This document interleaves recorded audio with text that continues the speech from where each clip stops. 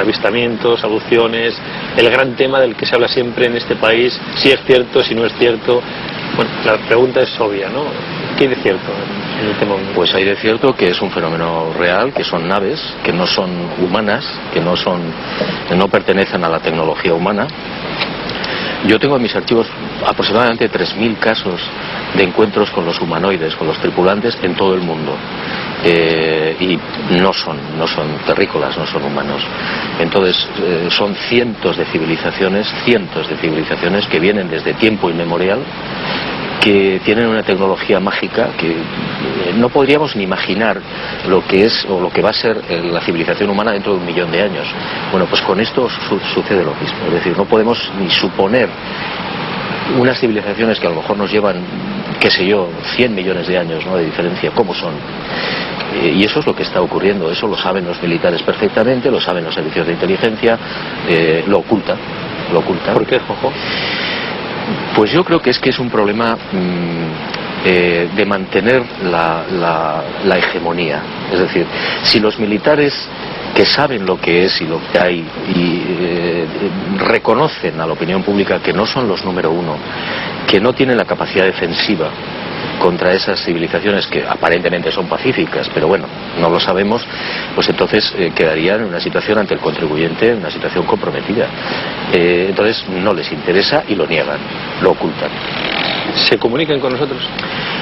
Yo creo que sí, hay comunicaciones más bien esporádicas, es decir, la típica nave que aterriza y se encuentra con los testigos, hay intercambio o no de palabras, generalmente conocen el idioma natal del testigo, a veces por señas, a veces nada, simplemente se observan y desaparecen.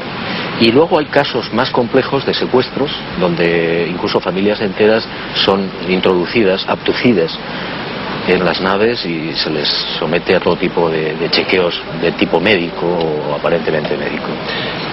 Cuando un comandante Iberia te dice que ha visto un ovni, ¿qué es lo que ha visto realmente?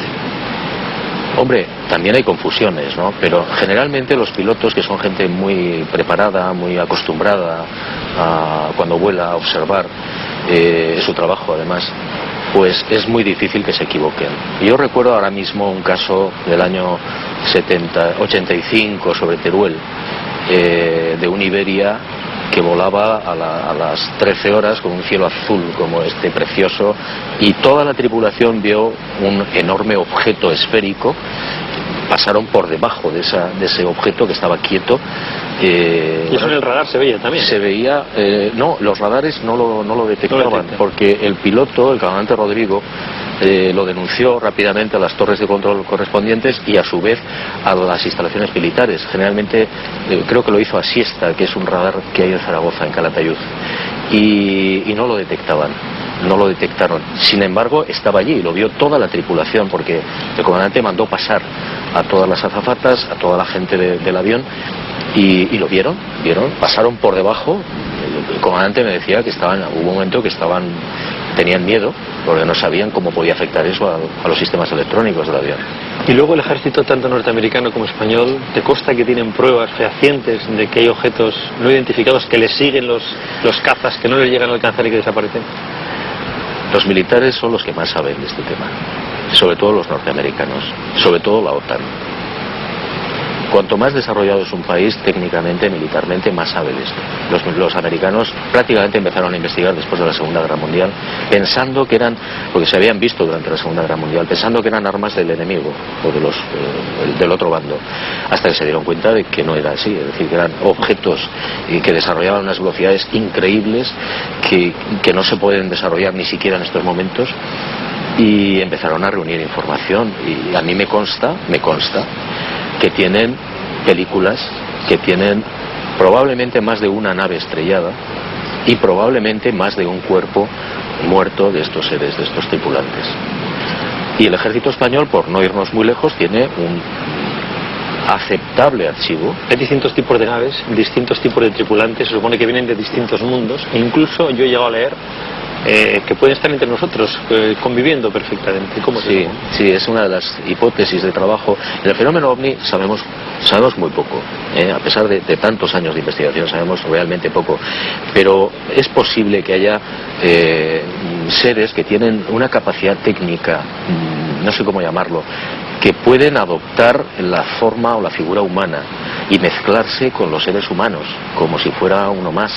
Con lo cual yo siempre digo que nadie sabe si Ernesto Say de Buruaga es Ernesto Say de Buruaga, o yo soy yo, eso no se sabe.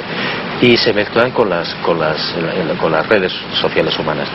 La mayor parte de los seres que se han visto, el 80%, son también humanos, tienen un aspecto más o menos distinto en cuanto a altura, volumen del cráneo, les faltan los párpados, los dedos son distintos, pero básicamente son de visión frontal, extremidades superiores e inferiores, es decir, gente de aspecto humano básicamente, en el 80% más o menos.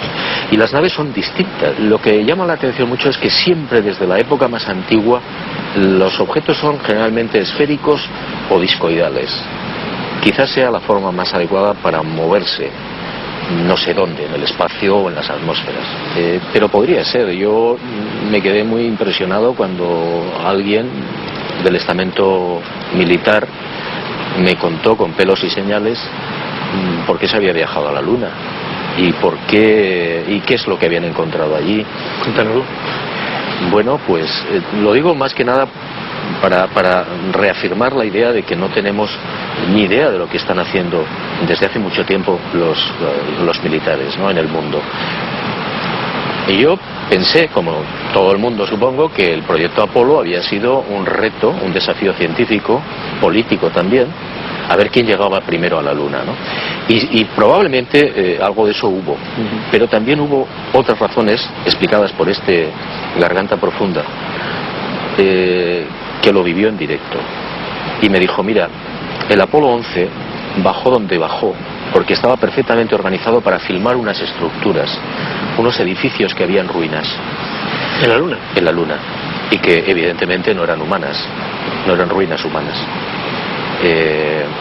Y esa película este hombre la vio, y 120 y tantos técnicos que estaban en esa estación de seguimiento en ese momento, el 21 de julio del 69. Los otros proyectos Apolo que llegaron a la superficie lunar hicieron más o menos el mismo trabajo de filmación, de reconocimiento de edificios en ruinas que había en esa zona. Y el último Apolo las bombardeó para que no quedara rastro. Por eso, dicen, decía Garganta Profunda, por eso no se ha vuelto a la Luna, porque aunque no hay atmósfera, está contaminada. No tendría sentido que desde el año 67 prácticamente, o 72, perdón, que se acaban los viajes, los Apolos, hasta el 2007, no se haya vuelto jamás a la Luna. Y había muchos proyectos muy interesantes. Bueno. ¿Es cierto también que uno de los dos astronautas vieron algo, alguien que le estaba observando? Sí, eso me lo contó también este militar. Me dijo, cuando ellos alunizan, ellos ven, ya habían visto en el viaje unas luces, unos objetos que los seguían, y cuando cuando alunizan, ellos al otro lado de un cráter ven una gran nave y unos tipos sin escafandra que están fuera de la nave. Entonces, ese es uno de los momentos en los que los astronautas se asustan mucho. Armstrong alcanza 140 pulsaciones, pero recordar, entre 140 y 160. Y los médicos mienten, los médicos de NASA mienten, y dicen que era porque estaba transportando piedras. Armstrong era un hombre de nervios de acero, y solamente cuando estaban descendiendo sus pulsaciones aumentaron considerablemente. En ese momento aumentan las pulsaciones porque estaban viendo esa nave.